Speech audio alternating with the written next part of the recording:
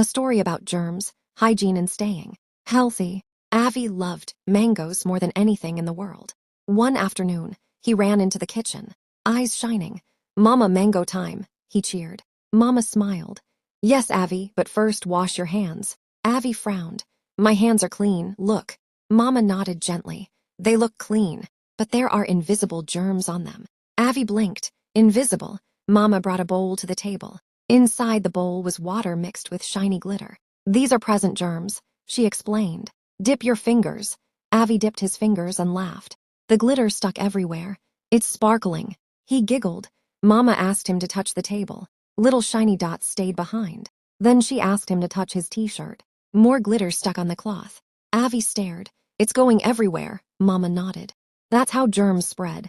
They stick to things we touch. And when we eat, they go into our tummy."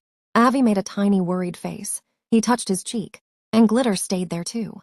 Mama continued. "So what should we do before eating?" Avi answered softly. "Wash hands with soap." Mama smiled. "Let's try." Avi washed and scrubbed.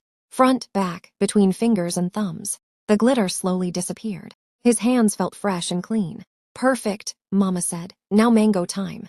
Avi sat to eat. Just then, cough. Cough. He coughed loudly without covering his mouth. Mama raised her eyebrows kindly.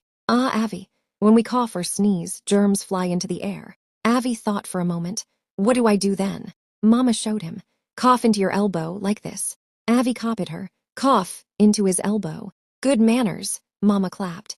They began eating again. But suddenly, Avi sneezed. "Achoo," he frozen. "Oh no." Mama laughed gently. "Use a tissue, sweetheart." Avi grabbed a tissue, wiped his nose, and threw it in the dustbin. "Now I know," he said proudly. Mama hugged him. "You are becoming a hygiene hero." Avi grinned. "And heroes wash their hands, cover coughs, and use tissues." Mama smiled. "And the heroes also finish their mangoes." Avi chomped happily. His hands were clean, his manners were smart. Thanko for watching. A story about saving a life and finding a friend. It was a chilly winter morning.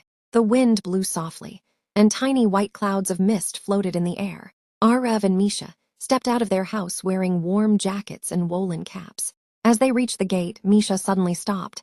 "Listen," she whispered. A soft whimper came from behind a bush near the road. Curious, they walked close step by step.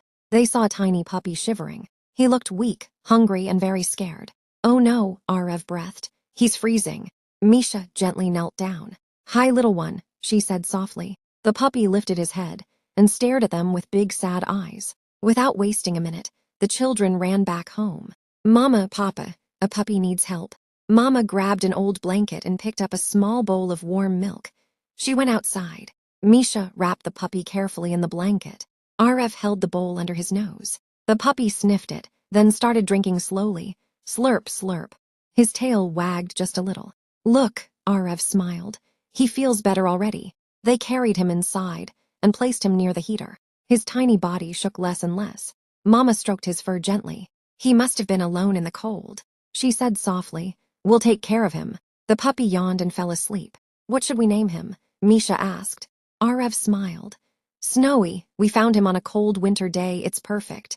Over the next few days, Snowy grew healthier and stronger. He ate warm meals and played with Misha and Arev. The children brushed his fur, washed his paws, and gave him lots of love. One evening, as Snowy snuggled close to them on the sofa, Papa smiled proudly. "You saved him," he said. "Because you cared, Snowy has a home." Misha hugged Snowy tightly. "And we have a new friend," she whispered. Snowy wagged his tail happily, as if he was saying thank you to them. Thanko for watching. Amanda's first flight, a journey to the remember. Amanda was going on an airplane for the very first time. She felt excited. She also felt a little scared. Mama held her hand. Papa smiled and said, "It will be fun." At the airport, everything looked big and busy. People were walking fast. Wheels of bags went click-clack on the floor. Amanda stood at the counter with her parents.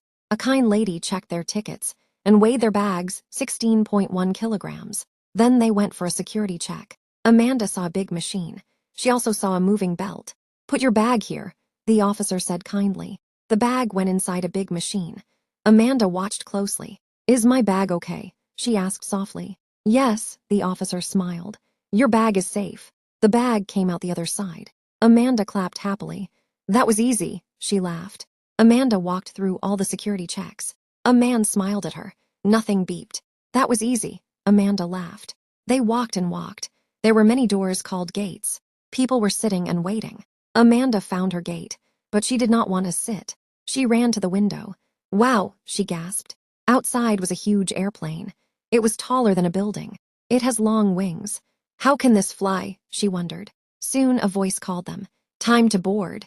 Amanda walked inside the airplane. The hallway was narrow. It felt like a long tunnel. Inside, the seats were soft. She found her seat number. Papa helped her buckle up. A lady showed everyone how to wear seatbelts. She also talked about safety. Amanda felt a little nervous. Mama hugged her. I am right here, she said. The airplane started moving slowly. Then faster and faster. Amanda felt her tummy tickle. Up, up, up they were flying. The houses became tiny. The clouds looked like cotton. Amanda pressed her nose to the window. She smiled. This is amazing, she whispered. Soon she felt calm. She munched her snack.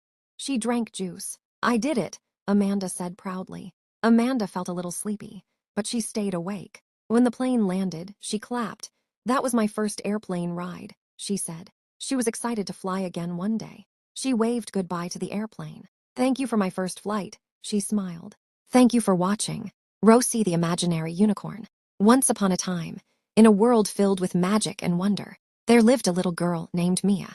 Mia had a very special friend named Rosie, who was not like any other friend.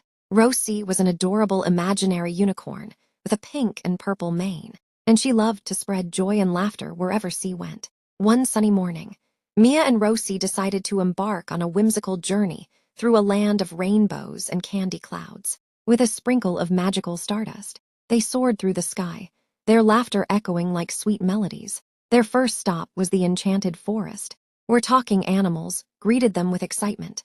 A wish-old owl named Oliver taught Mia and Rosie about the wonders of nature, while mischievous squirrels danced around, playing hide-and-seek with the wind. Next, they visited the Rainbow Valley, a place where the colors came alive. Rosie jumped from one colorful arch to another, leaving trails of glitter in her wake. Mia and Rosie laughed as they slid down the rainbows, feeling the softness of cotton candy clouds beneath their feet. As they continued their journey, they encountered a sad little bunny named Benny. He had lost his favorite carrot toy, and his eyes were filled with tears. Don't worry, Benny, said Rosie with a twinkle in her eye. We'll help you find it.